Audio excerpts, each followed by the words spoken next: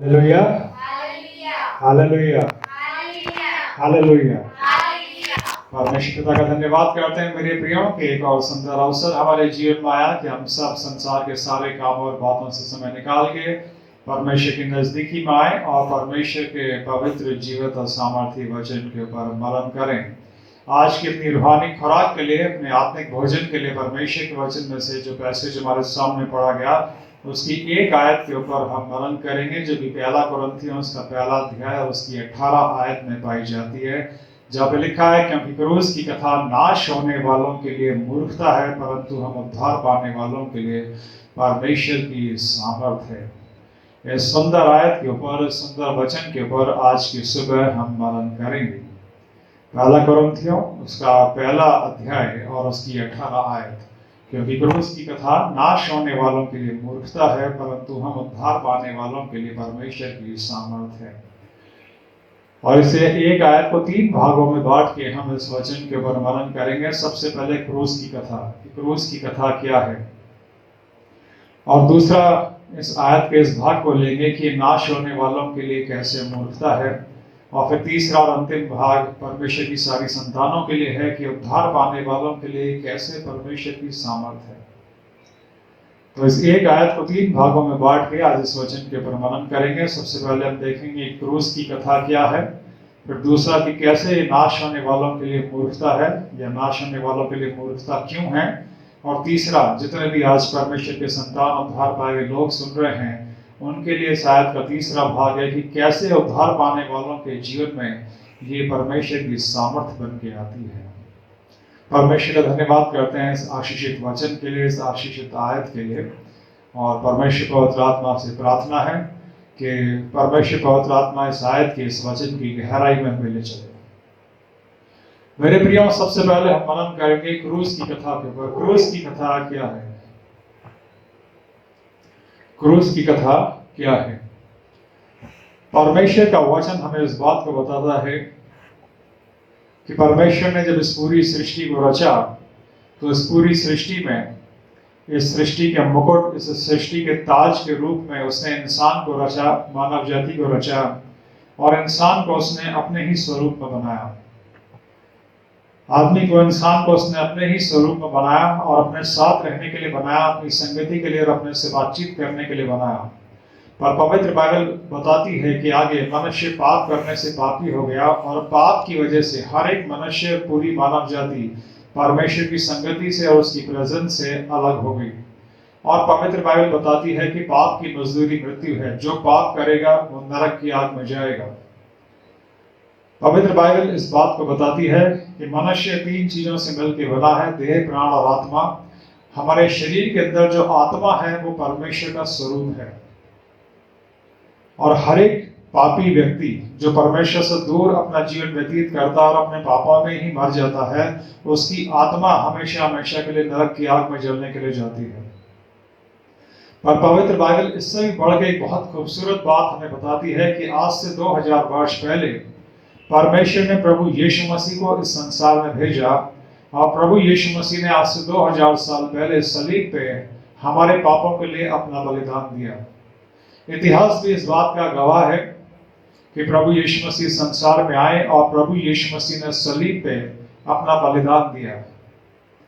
प्रभु यीशु मसीह ने सलीब पे जो अपना बलिदान दिया था, उन्हें किसी ने मारा नहीं था, सलीब पे उन्होंने स्वयं अपना बलिदान दिया था। पवित्र बाइबल हमें इस भेद को बताती है कि क्यों प्रभु यीशु मसीह ने सलीब पे अपना बलिदान दिया। क्योंकि हर मनुष्य पाप करने की वजह से पापी था, गुनहगार था, और हर एक की आत्मा को नरक की आग में जाना था। पर पवित्र बाइबल बताती है कि परमेश्वर प्रेम है, और परमेश्वर हर एक मनुष्य से इतना प्रेम करते हैं। क्यों प्रेम करते हैं? क्योंकि हर एक मनुष्य के अंदर परमेश्वर का स्वरूप है। हर एक मनुष्य के शरीर के अंदर परमेश्वर का स्वरूप है, आत्मा है जो परमेश्वर का स्वरूप है। हमारी बॉडी के अंदर जो स्पिरिट है, जो आत्मा है, वो परमेश्वर का स्वरूप है। इसलिए परमेश्वर ने अपने ही स्वरूप को हमेशा के लिए नाश से बचाने के लिए आज से 2000 साल पहले एक बड़ा इंतजाम किया, एक बड़ा द्वार खोला पूरी मानव जाति के लिए, कि पूरी मानव जाति और हर एक मनुष्य पापों में से निकल के वापस परमेश्वर के पास आ जाए। और इसलिए परमेश्वर ने प्रभु यीशु मसीह को आज से 2000 साल पहले संसार में भेजा और उन्होंने हमारे सारे पापों का मूल्य सलीब पे चुकाया। इसके बाद पवित्र बाइबल बताती है हर एक मनुष्य को उद्धार पाने के लिए सिर्फ अपने पापों से पश्चाताप करके प्रभु यीशु मसीह को अपना उद्धारकर्ता स्वीकार करना है। पवित्र बाइबल बताती है प्रभु यीशु मसीह हमारे पापों के लिए सलीब पे मारे गए, पर वो सिर्फ मारे ही नहीं गए। जब वो मारे गए, गाड़े गए, उसके बाद तीसरे दिन वो मुर्दों में से वापस जी उठे। तीसरे दिन वो मुर्दों में से वापस जी उठे और स्वर्गीय पिता के पास चले गए। और आज वो स्वर्ग में सर्वशक्तिमान परमेश्वर के दाहिने हाथ बैठ के मेरे और आपके लिए प्रार्थना करते हैं, हर एक मनुष्य के लिए और पूरी मानव जाति के लिए प्रार्थना करते हैं कि हर एक मनुष्य अपने पापों से पश्चाताप कर ले और वापस परमेश्वर के पास आ जाए। प्रभु यीशु मसीह जब अपना उद्धार का काम करके चले गए तो उनके 12 शिष्य थे। उन्होंने प्रभु यीशु मसीह के इसी बलिदान की कथा को संसार को सुनाना शुरू किया और इसी प्रभु यीशु मसीह के बलिदान की कथा को क्रूस की कथा कहा जाता है, जो पिछले 2000 वर्षों से इस पूरे संसार में सुनाई जा रही है। जब प्रभु यीशु मसीह अपना काम पूरा करके चले गए थे, उनके सिर्फ 12 शिष्य थे मेरे प्रियो। उन 12 शिष्यों ने क्रूस की कथा सुनानी शुरू करी। क्रूस की कथा क्या है? हम कुछ सांसारिक उदाहरणों से हम देखेंगे। आज के समय में जबकि पैसा इंसान के लिए बहुत इंपॉर्टेंट है और खास तौर से अभी इस वर्ष में जिन परिस्थितियों का हम सामना कर रहे हैं, सब लोग पैसा बचाने की कोशिश करते हैं। पैसा बड़ा महत्वपूर्ण होता है, पर इस समय इसके पहले भी अगर बाजार में कहीं कोई सेल लगती थी जहाँ पे कहा जाता था कि 10% यहाँ पे ऑफ है, 20% यहाँ पे ऑफ है, तो वहां पे भीड़ जमा हो जाती थी। कहीं और ज्यादा छूट मिलती थी कि 25% ऑफ है, 40% ऑफ है, तो वहां और ज्यादा भीड़ लग जाती थी। कभी कभी ऐसा होता था कि बहुत कई भारी भीड़ लगती थी जहां पे लिखा होता था कि 50% छूट है। तो जितनी छूट मिलती है किसी जगह पे वहां पे उतनी भीड़ लगती है।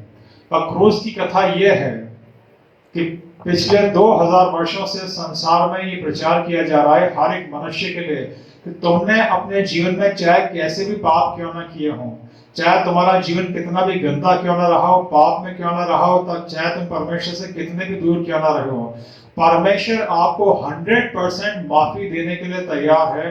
आप सिर्फ अपने पापों से पश्चाताप करके प्रभु यीशु मसीह को अपना उद्धारकर्ता स्वीकार कर लो।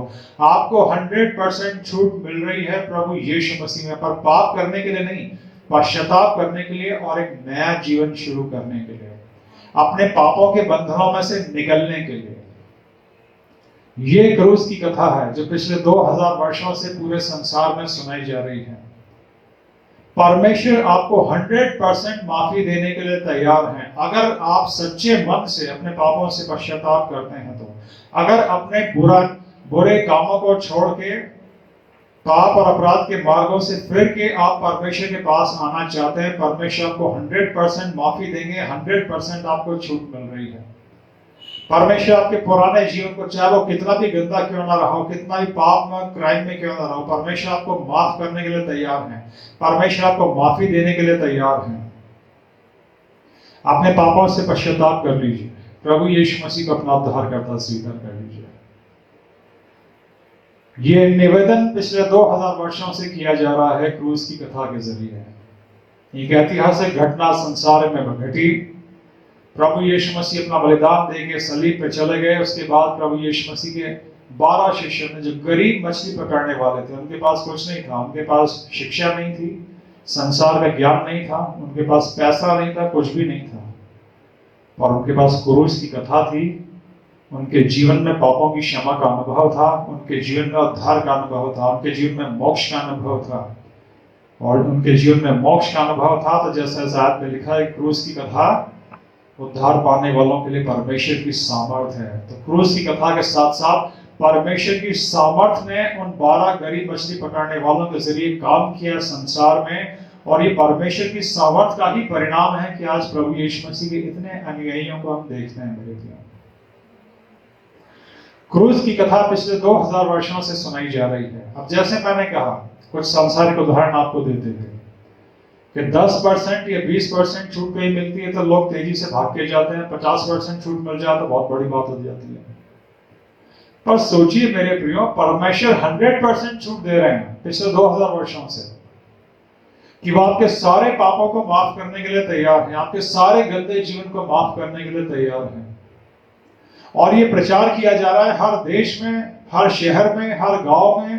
प्रभु यीशु मसीह के शिष्य सारे दुख और तकलीफ उठाते हुए एक देश से दूसरे देश, शहर से शहर, गांव से गांव, हर बस्ती बस्ती जाके सारी तकलीफ, कठिनाई और परेशानियों का सामना करते हुए ये प्रचार सिर्फ इसीलिए कर रहे हैं कि आत्माएं बच जाए। हर इंसान के शरीर में जो आत्मा है, जो परमेश्वर का स्वरूप है, वो बच जाए नरक की आग से। परमेश्वर 100% छूट दे रहे हैं। और पवित्र बाइबल ये भी बताती है कि ये 100% छूट का जो समय है ये हमेशा चलता नहीं रहेगा। जैसे कोई भी सेल हो बड़ी से बड़ी बाजार में, वो एक दिन समाप्त हो जाती है, कुछ दिनों की होती है। वैसे बाइबल के अंदर जितने भी समय और काल हमारे संसार में आए और आने वाले हैं, उन सब के बारे में बताया गया है मेरे प्रियो। पवित्र बाइबल इस पूरी सृष्टि का भूत, वर्तमान और भविष्य भी हमें बताती है। पवित्र बाइबल जो स्वयं परमेश्वर का वचन है, इसके अंदर बताया गया है कि कैसे इस पूरी सृष्टि की रचना परमेश्वर ने अपने वचन से की। इतिहास में जो कुछ हुआ वो सब पवित्र बाइबल में लिखा हुआ है। आज वर्तमान में जो भी हो रहा है वो सब पवित्र बाइबल में लिखा हुआ है। आने वाले समय में जो समय और काल आने वाले हैं वो भी पवित्र बाइबल में लिखा हुआ है। पिछले काफी समय से न्यूज़पेपर्स में, मैगजीन्स में इस बात को हम पढ़ते आ रहे हैं, मीडिया में कहते आ रहे हैं कि लोग कह रहे हैं कि 2020 सबसे बुरा वर्ष रहा है। कई लोगों का ऐसा मानना है कि उनके जीवन का अभी तक का सबसे खराब वर्ष 2020 रहा है। कोरोना वायरस के आउटब्रेक की वजह से, प्राकृतिक आपदाएं जो इस वर्ष में आई और तमाम दुर्घटनाएं जो इस देश में हुई, आर्थिक संकट जो कोरोना वायरस की वजह से पूरी दुनिया में आया, लोग इस 2020 को अब तक का सबसे बुरा वर्ष मान रहे हैं। पर मेरे प्रियो, जो लोग पवित्र बाइबल पढ़ते हैं, जो लोग परमेश्वर का वचन जानते हैं, वो जानते हैं कि अभी भी ये अनुग्रह का समय चल रहा है, ये ग्रेस का समय है। क्या है अनुग्रह का समय? जब परमेश्वर अभी भी मौका दे रहा है, परमेश्वर की छूट अभी भी जारी है कि आप अभी भी अपने जीवन को बदल सकते हैं। आप अभी भी अपने जीवन को बदल के नरक के रास्ते को छोड़ के स्वर्ग पे आ सकते हैं प्रभु यीशु मसीह के जरिए। अपने पापों से पश्चाताप करके प्रभु यीशु मसीह को अपना उद्धारकर्ता स्वीकार करके आप परमेश्वर की संतान बन सकते हैं। ये क्रूस की कथा अभी भी सुनाई जा रही है, उद्धार का द्वार अभी भी खुला है। पर पवित्र बाइबल बताती है कि अब किसी भी समय एक बड़ी घटना हो सकती है, जिस घटना को बाइबल के विद्वान रैप्चर कहते हैं। कि जितने भी उद्धार पाए हुए लोग हैं, मसीह धर्म के लोग नहीं, जितने भी उद्धार पाए हुए लोग, जिन्होंने सच्चे मन से, सच्चे हृदय से अपने पापों से पश्चाताप किया है, प्रभु यीशु मसीह को अपना उद्धारकर्ता स्वीकार किया है, उन सबको प्रभु यीशु मसीह अपने पास स्वर्ग में उठाने ही वाले हैं। मेरे प्रियो, अगर आज आपने इस वचन को सुन लिया और अपने पापों से पश्चाताप नहीं किया, जितने भी लोग आज ऑनलाइन हमारे साथ शामिल हैं, मेरे प्रियो ध्यान से इस बात को सुन लीजिए। आने वाले समय में एक ऐसी घटना होने वाली है। आने वाले समय में एक सुबह आप उठेंगे और एक बड़ी ब्रेकिंग न्यूज आपको मिलेगी कि संसार के अंदर से करोड़ों लोग गायब हो गए। वो इस संसार का बड़ा भयानक दिन होगा। एक ब्रेकिंग न्यूज पूरे संसार में फैलेगी कि संसार के अंदर से करोड़ों लोग गायब हो जाएंगे। क्यों गायब हो जाएंगे? क्योंकि रैप्चर की घटना हो जाएगी। प्रभु यीशु मसीह सारे उद्धार पाए हुए लोगों को इस संसार में से उठा लेंगे, स्वर्ग में अपने पास ले लेंगे, और उसके बाद फिर 7 साल का महाक्लेश का समय शुरू होगा। आज ये 2020 आपको मुश्किल लग रहा है, तो सोचिए महाक्लेश का समय क्या होगा। पवित्र बाइबल में बताया गया है अभी अनुग्रह का समय चल रहा है, पर जब रैप्चर हो जाएगा इसके बाद 7 वर्ष का जो काल आएगा, समय आएगा, वो महाक्लेश का समय होगा। और उस समय के बारे में पवित्र बाइबल में लिखा हुआ है कि लोग मौत को ढूंढेंगे पर मौत उनको मिलेगी नहीं। लोग पहाड़ों के नीचे जाके कहेंगे कि हमारे ऊपर गिर पड़ो, हमें परमेश्वर के क्रोध से बचा लो, इतना भयानक समय आएगा।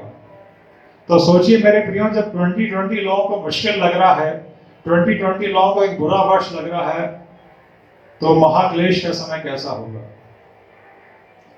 और क्रूस की कथा यही है कि आप उस महाक्लेश के समय से बचें। इस संसार के अंदर कई ऐसे लोग हैं जो क्रूस की कथा से बड़ा द्वेष रखते हैं। जो लोग इस बात को सोचते हैं कि ये मसीह लोग अपने धर्म का प्रचार करते हैं। हम धर्म का प्रचार नहीं कर रहे, हम आपको आने वाले महाक्लेश से बचने का निमंत्रण दे रहे हैं, क्योंकि आप नहीं जानते कि आपके आगे भविष्य में एक महाक्लेश का समय आने वाला है। और परमेश्वर बड़े प्रेम से चाहते हैं कि आज तक आपका जीवन चाहे कैसा भी क्यों ना रहा हो, कैसा ही बुरा क्यों ना रहा हो, आप उस महाक्लेश के समय से बच जाएं। आप भी रैप्चर में उठाए जाएं प्रभु यीशु मसीह के द्वारा, और आप परमेश्वर के पास स्वर्ग के राज्य में पहुंच जाएं। अगर आप अपने पापों से पश्चाताप करके प्रभु यीशु मसीह को अपना उद्धारकर्ता स्वीकार कर लेते हैं तो। पर सोचिए मेरे प्रियो, हैरत की बात है ना, संसार के अंदर 10%, 20% की छूट किसी दुकान में लगेगी तो वहां लाइन लग जाएगी। अगर 50% की छूट किसी दुकान में रहेगी तो लंबी लाइन रहेगी। पर परमेश्वर 100% छूट दे रहे हैं, सारे पापों को माफ करने के लिए तैयार है वो। फिर भी कुछ लोग द्वेष रखते हैं इस क्रूस की कथा से। क्यों? क्योंकि अंधकार का साम्राज्य, शैतान नहीं चाहता कि आत्माएं बचें। शैतान का साम्राज्य और मस्तिष्क और उनके हृदय के विचारों को अपने कब्जे में लेके उन्हें क्रूस की इस कथा के विरुद्ध कर देता है। क्योंकि परमेश्वर की इच्छा यह है कि पूरा संसार उद्धार पाए, और शैतान और अंधकार के साम्राज्य की इच्छा यह है कि वो ज्यादा से ज्यादा मनुष्यों की आत्माओं को नरक की आग में ले जाएं। ये जो सारी बैटल, ये जो सारा संघर्ष है, ये जो सारी जद्दोजहद है, ये दो आत्मिक संसारों की आत्माओं के लिए है। आप किसके लिए काम कर रहे हैं? रोशनी के संसार के लिए या अंधकार के साम्राज्य के लिए? अगर आप क्रूस की कथा से द्वेष रखते हैं, अगर आपको ऐसा लगता है कि क्रूस की कथा सुनाने वाले किसी धर्म का प्रचार कर रहे हैं, तो अंधकार के साम्राज्य ने आपके मस्तिष्क को, आपके हृदय को जकड़ रखा है।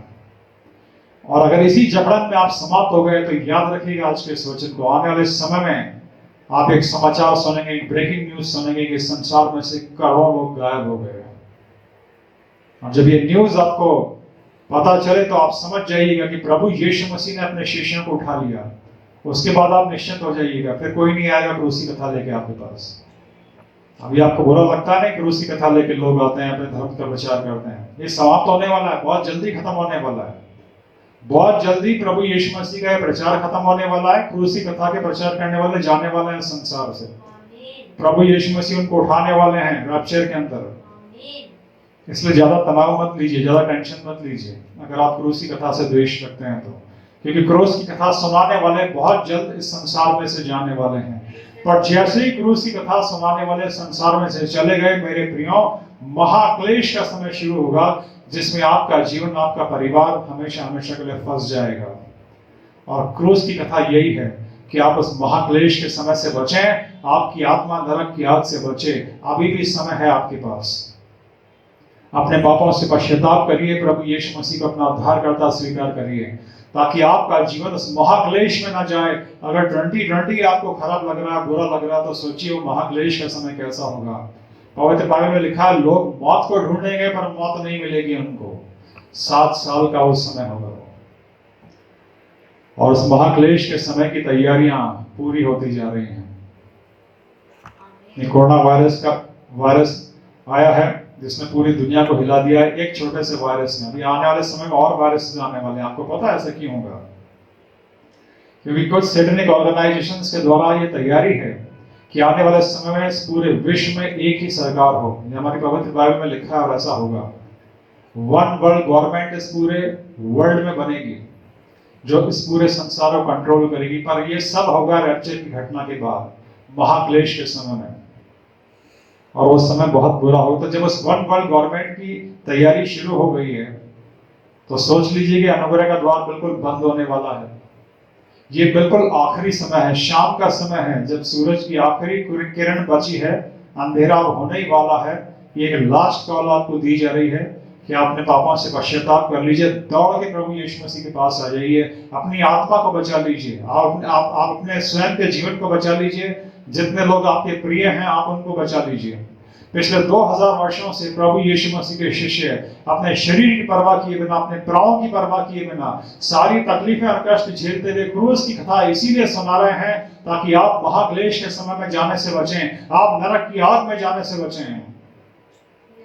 ये धर्म का प्रचार नहीं है। अगर धर्म का प्रचार होता तो कभी का खत्म हो जाता। न जाने कितने धर्म हुए हैं संसार में, और पिछले 2000 वर्षों से गरीब से गरीब 12 मछली पकड़ने वालों ने जो कथा सुनानी शुरू करी थी, आज करोड़ों अनुयायी है प्रभु यीशु मसीह। क्यों? क्योंकि मोक्ष का अनुभव ये एक अनुभव है, उद्धार का अनुभव ये एक अनुभव है, साल्वेशन का एक्सपीरियंस ये एक एक्सपीरियंस है जो एक व्यक्ति के जीवन को बदल देता है। और जिस व्यक्ति के जीवन में प्रभु यीशु मसीह होता है, वो फिर शारीरिक मृत्यु से भय नहीं खाता, क्योंकि उसे पता है मेरी आत्मा अब सुरक्षित है नरक की आग से, और हम आपकी आत्मा को भी नरक की आग से सुरक्षित बनाना चाहते हैं। इसीलिए क्रूस की कथा को सुनाते हैं।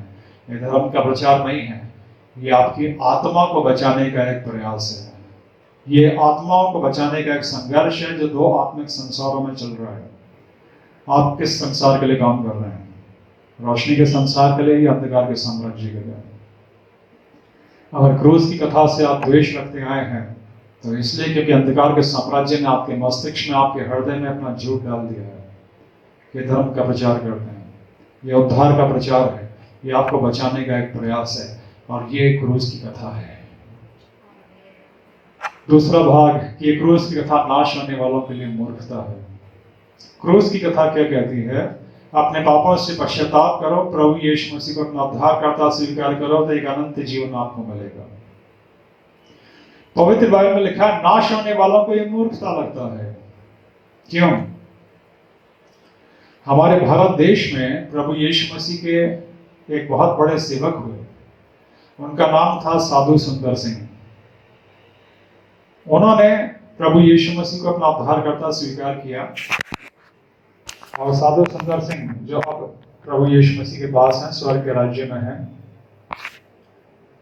उन्होंने अपनी जीवनी में बताया कि जब परमेश्वर के प्रेम का और परमेश्वर के उद्धार का वो प्रचार करते थे, उनकी मुलाकात पुराने समय के कई ऋषि मुनियों से भी हुई जो उद्धार पाने के लिए, मोक्ष पाने के लिए कठोर तपस्या या तप कर रहे थे। साधु सुंदर सिंह ने उन ऋषि मुनियों से बातचीत करी और उनसे पूछा, आप ये क्या कर रहे हो? क्यों अपने शरीर को इतना कष्ट दे रहे हो? क्यों इतने बड़े भयानक तप कर रहे हो? तो उन्होंने कहा, मोक्ष पाना चाहते हैं, उद्धार पाना चाहते हैं। साधु सुंदर सिंह ने उनको कहा कि इसके लिए अपने शरीर को इतना कष्ट देने की आवश्यकता नहीं है। अगर आपको मोक्ष चाहिए, आपको उद्धार चाहिए, तो इसके लिए इतने कठोर तप या तपस्या करने की आपको आवश्यकता नहीं है। उद्धार के लिए आपको कोई मेहनत का काम नहीं करना, कोई तपस्या नहीं करनी। उद्धार के लिए सिर्फ आपको अपने पापों से पश्चाताप करके प्रभु यीशु मसीह को अपना उद्धारकर्ता स्वीकार करना है, क्योंकि आपने अपने जीवन में जितने भी पाप किए उनका मूल्य प्रभु यीशु मसीह ने चुका दिया है सलीब पे। तो साधु सुंदर सिंह कहते थे कि वो लोग विश्वास नहीं करते थे कि नहीं, इतना आसान कैसे हो सकता है उद्धार पाना। हम तो इतने वर्षों से तप कर रहे हैं, हम तो इतने वर्षों से तपस्या कर रहे हैं, कठोर परिश्रम कर रहे हैं उद्धार पाने के लिए, और इतने वर्षों की कठोर तपस्या श्रम के बावजूद हमें अभी तक मोक्ष नहीं मिला। तो आप तो बहुत आसान तरीका बता रहे हो, इतना आसान थोड़ी होता है उद्धार पाना। साधु सुंदर सिंह उनको कहते भी थे कि जब आपने इतना परिश्रम किया, इतनी कठोर तपस्याएं की, अभी तक आपको उद्धार नहीं मिला, तो मैं इतना आसान तरीका बता रहा हूं, तो इसको मान के तो देखिए, इसको करके तो देखिए।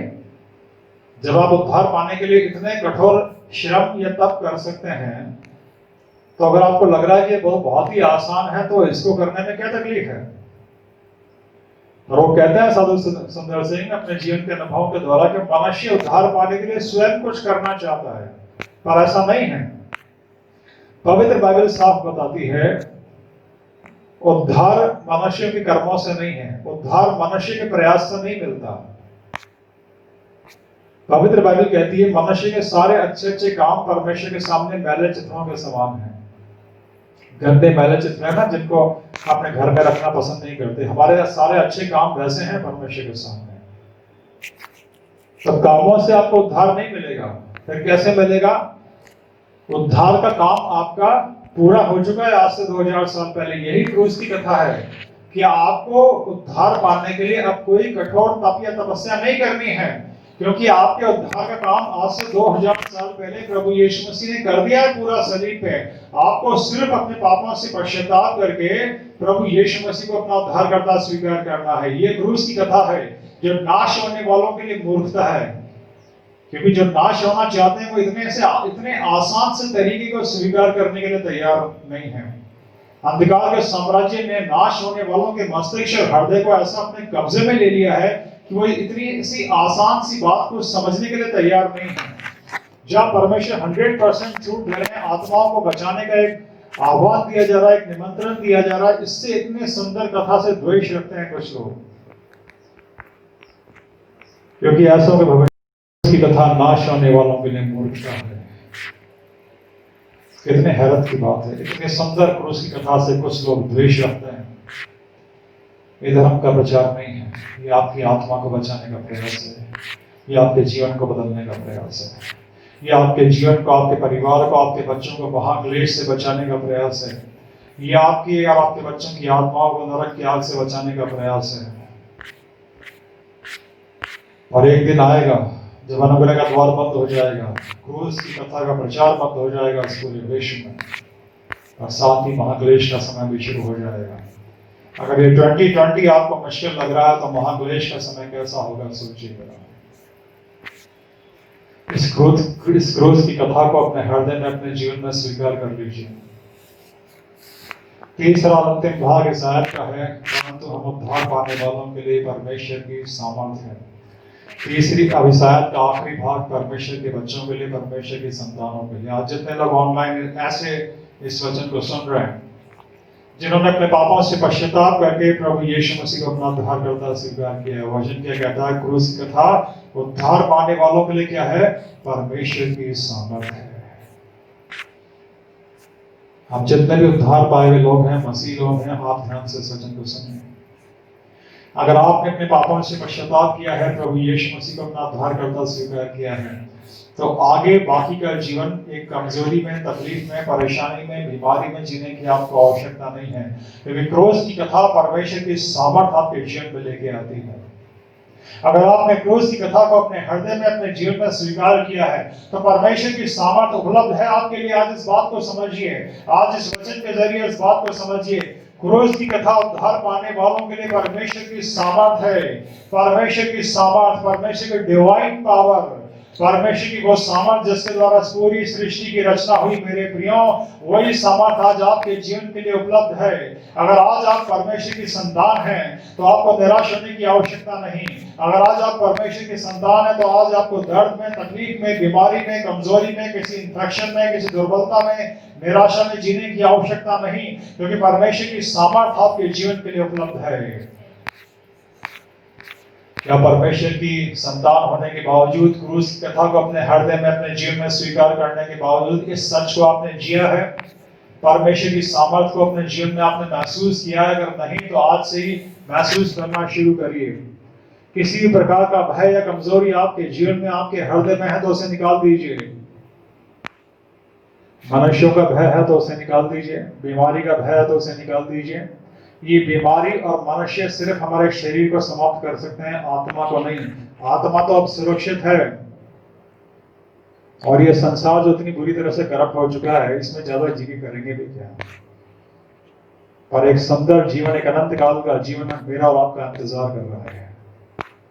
इस एहसास को अपने हृदय में, अपने जीवन में ले लेंगे कि अनंत काल का जीवन मेरे और आपके पास है। मृत्यु का भय हमेशा के लिए आपके सामने से चला जाएगा, मनुष्य का भय निकल जाएगा। ये क्रूस की कथा परमेश्वर की सामर्थ है मेरे और आपके लिए, उद्धार पाए हुए लोगों के लिए। किस तरह से? पाप हर व्यक्ति को परमेश्वर की प्रेजेंस से अलग ले जाता है, परमेश्वर की उपस्थिति से ले जाता है। जब एक व्यक्ति अपने पापों से पश्चाताप करके प्रभु यीशु मसीह को अपना उद्धारकर्ता स्वीकार करता है और उसके बाद परमेश्वर के वचन को पढ़ता, प्रार्थना करता है, तो परमेश्वर की उपस्थिति उसके जीवन में आती है। और हम प्रभु के सारे सेवक उद्धार पाए हुए लोगों को यही समझाते हैं कि उद्धार पाने के बाद आप जितना ज्यादा हो सके प्रार्थना करिए, वचन पढ़िए। वचन और प्रार्थना के जीवन में जब आप लगातार रहेंगे, परमेश्वर की उपस्थिति आपके जीवन में बनी रहेगी। और जब परमेश्वर आपके जीवन में बने रहेंगे तो परमेश्वर से जुड़ी जितनी चीजें हैं वो भी आपके जीवन में बनी रहेंगी।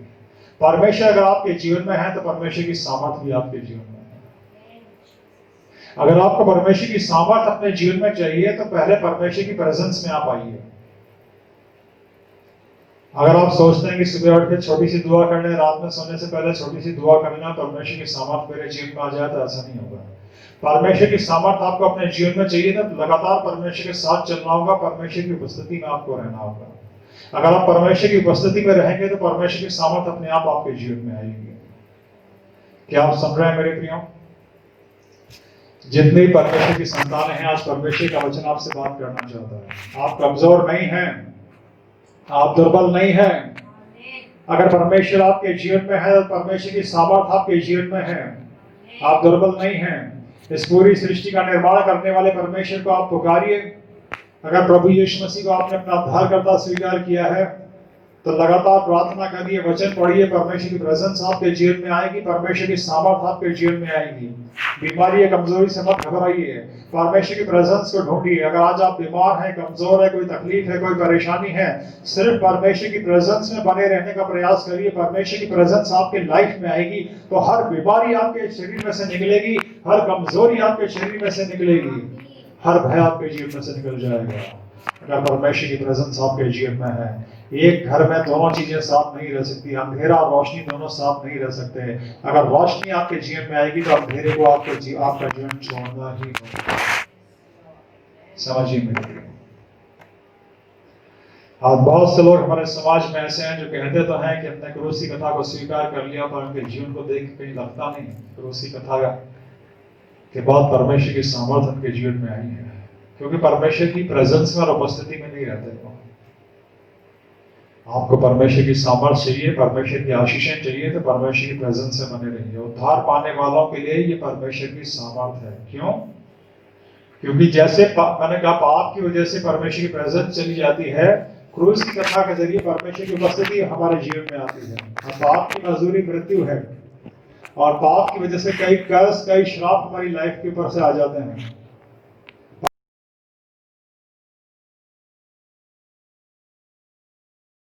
तो प्रभु यीशु मसीह ने आपके व्यक्तिगत जीवन, घर परिवार का सारा श्रापों को भी ले लिया है अपने ऊपर।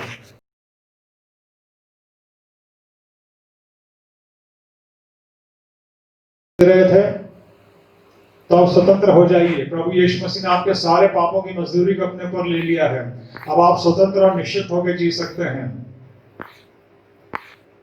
प्रभु यीशु मसीह से रोज प्रार्थना करिए, रोज वचन पढ़िए, परमेश्वर की सामर्थ आपके जीवन में आएगी। परमेश्वर की सामर्थ जब आपके जीवन में आएगी, आपके हृदय, आपके जीवन का और अंधकार के साम्राज्य का हर एक बंधन टूट के बिखर जाएगा।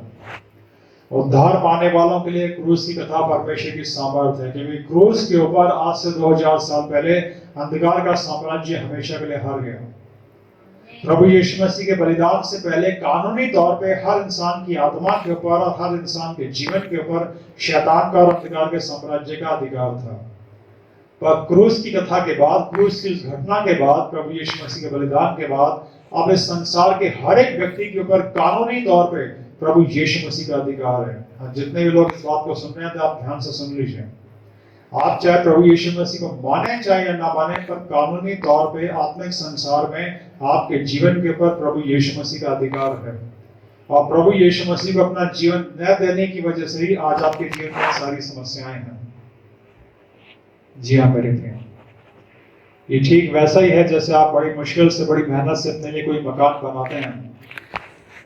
अपने सारी जिंदगी की खून पसीने की मेहनत की कमाई से एक एक पैसा जोड़ के आप अपने लिए एक सुंदर सा मकान बनाएं, और कोई दूसरा उस पर कब्जा कर लेगा। आपको ये जीवन परमेश्वर ने दिया है आपको, और इस जीवन को नरक की आग से बचाने के लिए प्रभु यीशु मसीह ने अपना बलिदान दिया है आपको। पर आज शैतान घुसा हुआ है आपके जीवन में, अंधकार का साम्राज्य बैठा हुआ है आपके जीवन में, तो आपके जीवन को रचने वाले परमेश्वर को ऐसा ही लगता है कि जीवन मैंने रचा, मैंने अपने ही जीवन को बचाने के लिए एक बड़ा बलिदान दिया था, पर फिर भी आज ये जीवन मुझसे दूर है। आपने अपना जीवन किसे दिया है? अंधकार को या रोशनी को? शैतान को या परमेश्वर को? आज क्रूस की कथा को स्वीकार कीजिए अपने हृदय में, अपने जीवन में। अभी भी अनुग्रह का द्वार खुला हुआ है। आने वाले संडे तक ये अनुग्रह का द्वार खुला रहेगा या नहीं हम नहीं कह सकते, पर आज का दिन है। पवित्र बाइबल कहती है, यदि आज तुम इसका वचन सुनो तो अपने हृदय को कठोर मत करो। आज का दिन है, आज आपके उद्धार का दिन है, आज आपके उद्धार का दिन हो सकता है, आज आपके छुटकारे का दिन हो सकता है। रोज की इस कथा को स्वीकार कीजिए। परमेश्वर आपको 100% माफी देना चाहता है। आज परमेश्वर आपके जीवन को पूरी तरह से बदलना चाहता है। आज अपने पापों से पश्चाताप करिए, प्रभु यीशु मसीह को अपना उद्धारकर्ता स्वीकार करिए। अपने जीवन को, अपने परिवार को, अपने बच्चों को और जितने लोगों से आप प्रेम करते हैं सबको महाक्लेश के समय में जाने से बचा लीजिए। अपनी आत्मा को और जितने लोगों से आप प्रेम करते हैं सबकी आत्माओं को नरक की आग से बचाने का समय अभी है आपके पास। अगर नहीं आज का वचन आपने स्वीकार नहीं किया तो आने वाले समय में एक ब्रेकिंग न्यूज को आप सुनेंगे कि संसार में से करोड़ों लोग गायब हो गए। वो अनुग्रह के समय का समापन होगा और महाक्लेश का समय शुरू होगा। पर अभी भी अनुग्रह का द्वार खुला है, अभी भी आपके पास मौका है, अभी भी आपका जीवन चल रहा है, अभी भी आपके पास अवसर है अपने अनंत काल के जीवन को नरक से बदल के आप स्वर्ग कर सकते हैं प्रभु यीशु मसीह को अपना उद्धारकर्ता स्वीकार करके। परमेश्वर इस वचन के द्वारा आपको आशीष दे। मेरी यही प्रार्थना है आज प्रभु यीशु मसीह से, परमेश्वर पवित्र आत्मा से, कि जितने लोगों ने आज इस ऑनलाइन इस वचन को सुना है किसी की भी आत्मा नरक की आग में न जाए। इस माफी को आज अपने हृदय में, अपने जीवन में स्वीकार कर लीजिए। अपने सच्चे हृदय की, मन की सच्ची प्रार्थना से सिर्फ एक प्रार्थना करनी है आपको कि प्रभु यीशु मसीह, मैं पापी व्यक्ति हूँ, आज मैं अपने सारे पापों को आपके सामने मानता हूँ। मैंने जितने ही पाप अपने मन, वचन और कर्म से आपके विरोध में किए, उन सारे पापों को आपके सामने मानता हूँ।